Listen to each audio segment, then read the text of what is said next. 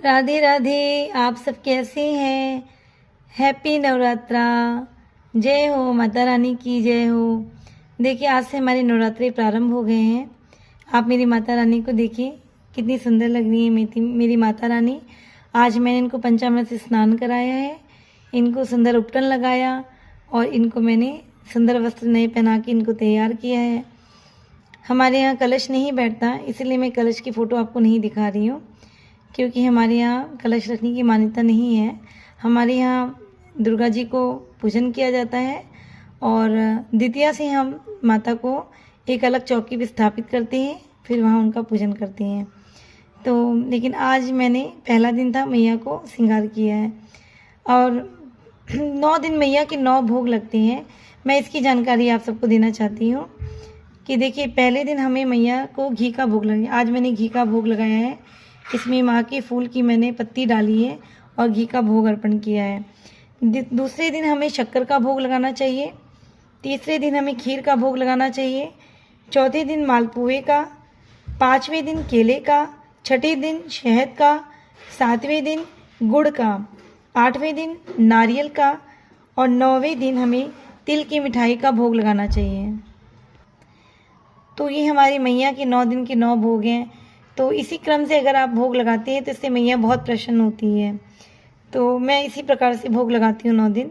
और एक बात मैं आपको और बताना चाहती हूँ, मैं ज़्यादा विधि विधान नहीं जानती, लेकिन बस थोड़ा सा मुझे दुर्गा सप्तशती का जो पाठ करती हैं उसको करने का भी एक ढंग होता है।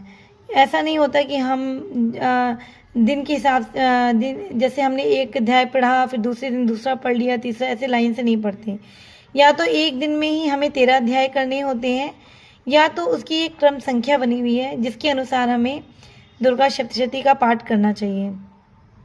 तो वो क्रम मैं आपके साथ शेयर करना चाहती हूँ। हो सकता है कुछ को पता हो, कुछ को नहीं पता हो। तो इस प्रकार है वो।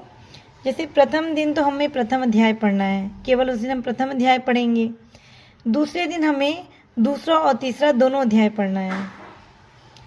तीसरे दिन हमें चौथा अध्याय पढ़ना है और चौथे दिन हमें 5वां, 6वां, 7वां और 8वां 4 अध्याय पढ़ने हैं चौथे दिन। 5वें दिन हमें 9वां और 10वां अध्याय पढ़ना है और छठे दिन हमें 11वां अध्याय पढ़ना है।